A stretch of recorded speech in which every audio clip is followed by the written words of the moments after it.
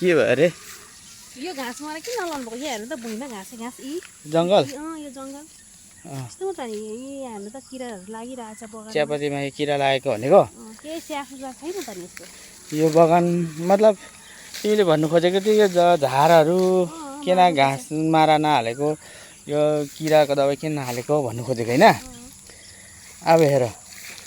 यसमा नि एउटा कुरा छ तिमीलाई म बताउँछु ल सुन्न ल ध्यान दिएर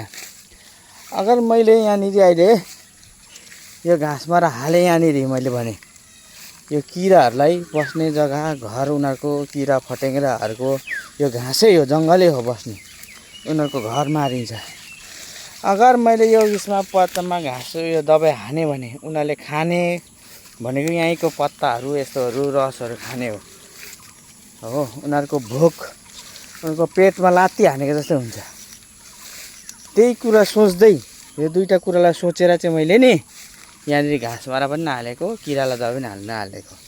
किनभने उनीहरूको पनि एउटा ज्यान र प्राण भन्ने छ उनीहरूले पनि खानुको लागि मेहनत गरेर खान्छ बुझ्यौ उनीहरूले यो खाँदैछ त हामीलाई क्षति हुँदैछ हामीले कति कुरो गर्दैछौँ र हामीहरूभन्दा अरूलाई कतिलाई क्षति गर्दैछौँ त्यो पनि सोच्नुपर्छ त्यही लागि मैले यो जङ्गलै राखिदिएको र किरा दबाई नहालेको बुझ्यौ नि अब चाहिँ यो सवाल मलाई नसोध्नु अब यो चाहिँ